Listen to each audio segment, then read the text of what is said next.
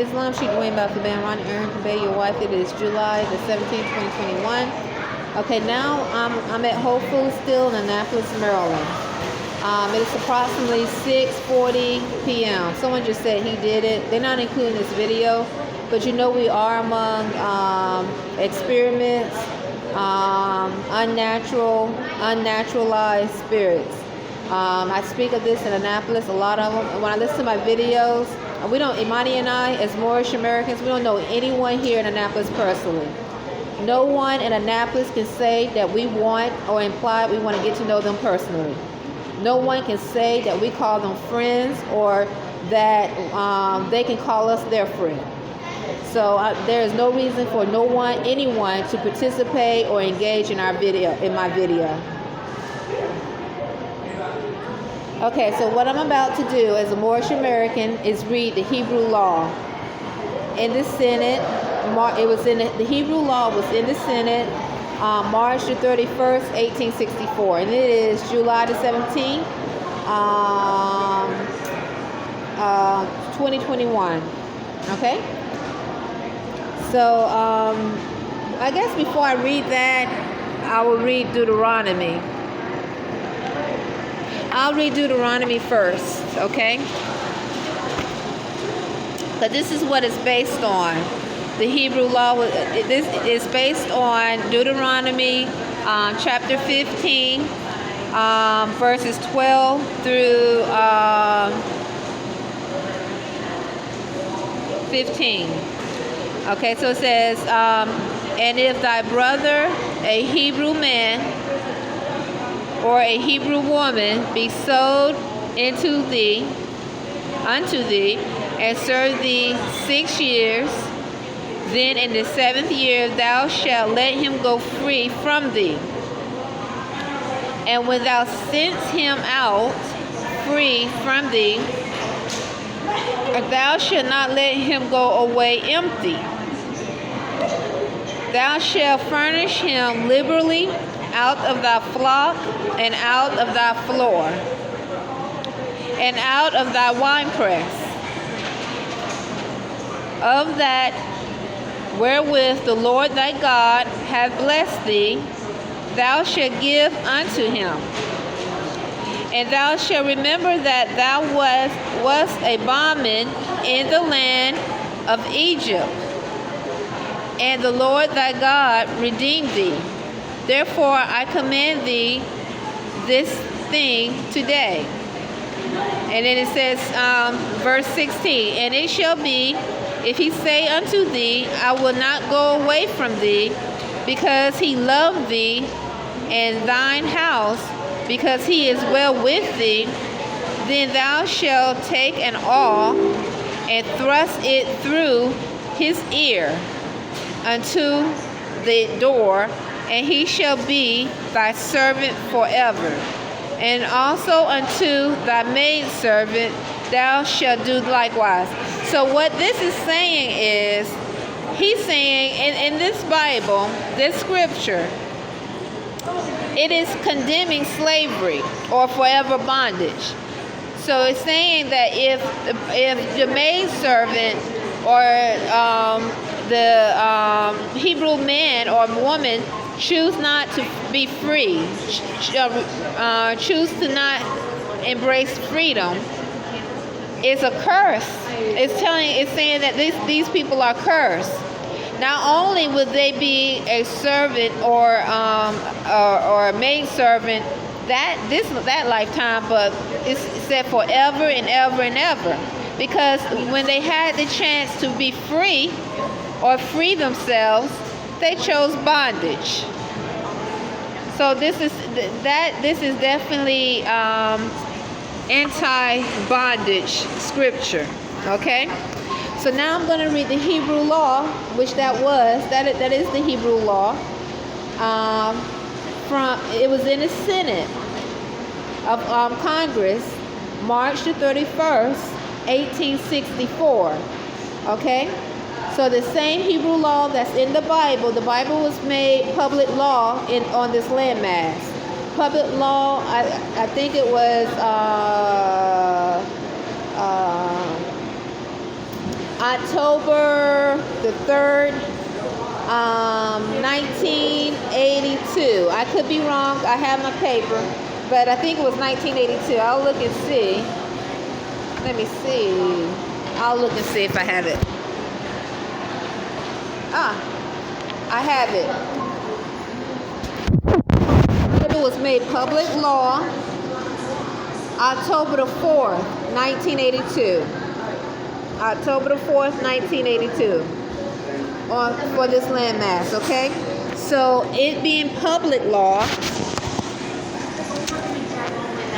the Hebrew law was in the Senate March the 31st, 1864, which I just read in Deuteronomy chapter 15, verse 12 through 16, the Hebrew law. So now what I'm about to read is the law that was argued between two debaters, Halsbury and Harlan and Salisbury. So it said he, slavery had existed under some form or other from the first period of record history. It dates back even beyond the period of Abraham, the father of the faithful, in whose seed all the nations of the earth were to be blessed. We find that immediately after the flood, the Almighty, for a purpose inscrutable to us, condemned a whole race to servitude, and he speaks words in Latin, which I don't know how to pronounce. And he said, curse he Canaan, slave of slaves he shall be to his brethren. It was continued among all people until the advent of the Christian era. It was recognized in the new dispensation, which was to supersede the old. It has the sanction of God's own apostle. For when Paul sent back Onesimus to Philemon, I think I'm saying this wrong, whom did he send? A freeman? No, sir. He sent his doulos, a slave, born as such, not even his Androphedon, who was such by captivity and war. Among all and in all ages has this institution, if such it is to be called, existed. So it's saying in all ages, okay? This person who is arguing the existence of slavery is just. All right, that's what this person is doing. He is saying that slavery has always existed, and it is just, and it's supposed to be here. This institution of slavery is supposed to be implemented, enacted, and had the continence of wise and good men, and even of the Christian church itself, until this modern times, up at least to the 19th century. It exists in this country and has existed from the beginning. Okay, so that was Salisbury. Okay, Salisbury he's arguing that slavery has existed and should always exist. Okay. Mr. Harlan's reply to the position of Mr. Salisbury that slavery is a divine institution. Okay. So Salisbury is even saying that slavery is a divine institution. Okay? He is using the word divine. Okay? Etc. Was very able and interesting. He plead up authority after authority, English as well as American, to show that there is not support of slavery. So now, Mr. Harlan is about to demonstrate with evidence there is no support for slavery. And as I'm reading this, I'm feeling a force sharp pain in my foot. When you are a slave in your state of mind, you behave as a slave. You behave, and a slave in this day and time is on the same level as an animal. So the government, their government, see them not only as slaves, but as animals. When you are in the spirit of freedom, you are on a higher thought process that a slave or animal cannot demonstrate or conceive. So all they can do is behave like an animal and do things of animal nature. So as a Moorish American, I am on a higher thought process, a higher state of mind. I'm in the spirit of freedom. So I don't behave like an animal, and I'm not a slave. So to show that there is not support of slavery, and especially of the title to service of the adult offspring of a slave. So common law, and also proven by the mouth of a favorite son of Virginia that it has not legal existence by virtue of any municipal or statutory law. Okay, Harlan is proving that slavery has not always existed and has no substance. He declared that the only remaining law that can be cited for its support, the only remaining law that exists that can be cited for the support of slavery, if you would like to call it that, is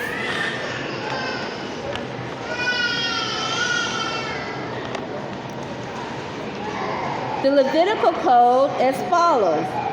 Both the bondman and thy bondsmaid which thou shalt have shall be of the heathen that are round about you, and then shall ye be bondman and bondsmaid.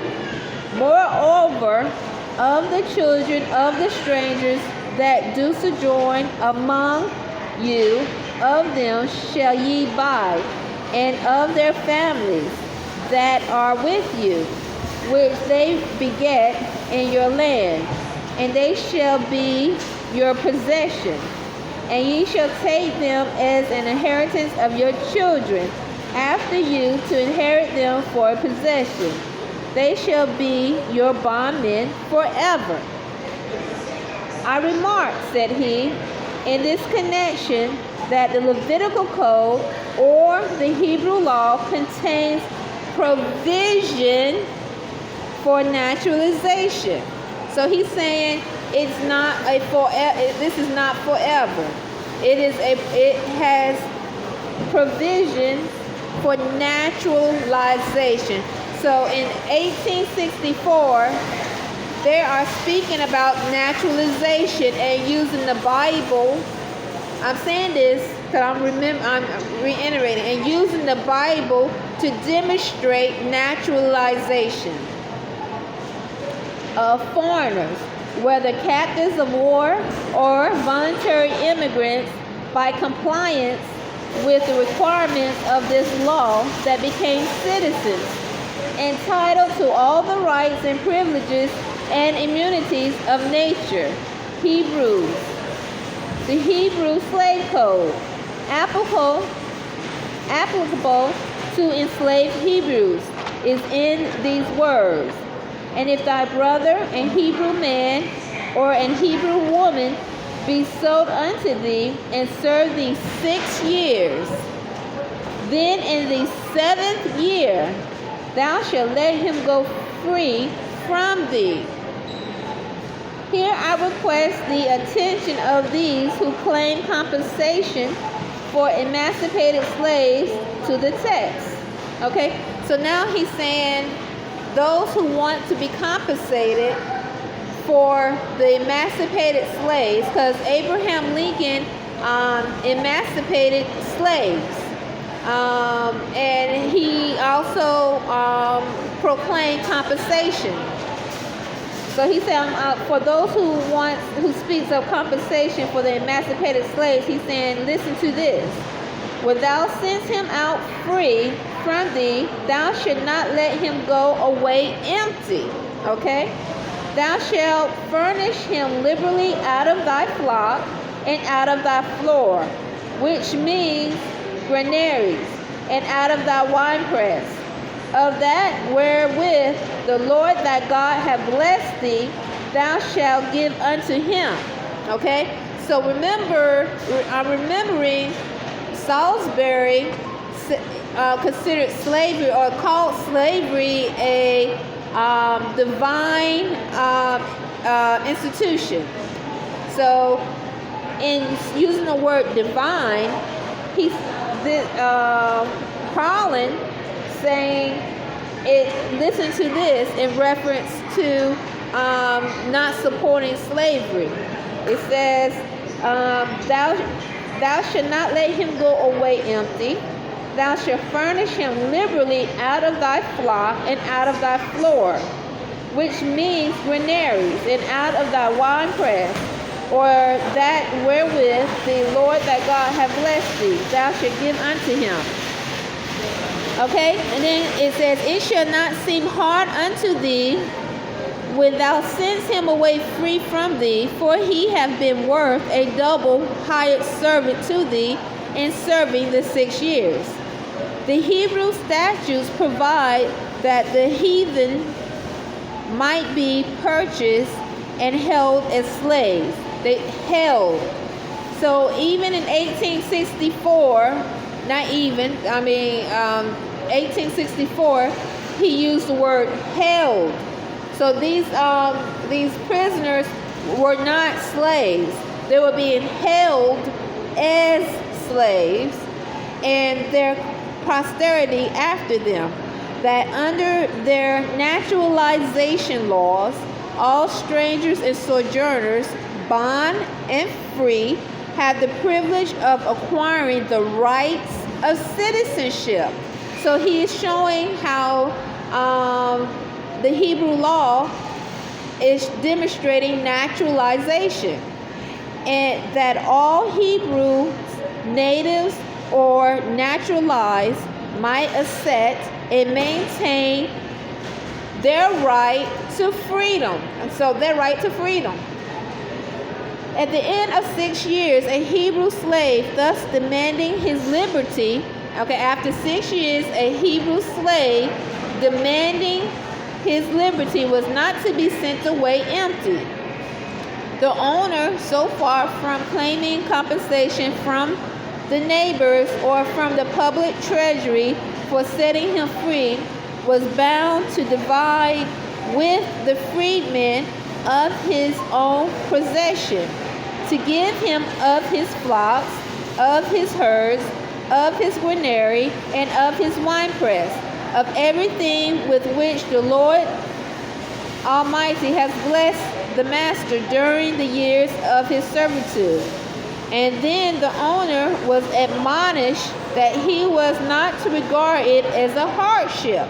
So when the owner gives or sets the Hebrew slave free, he was to not think that it was a hardship to let this person that was held as a slave to be free.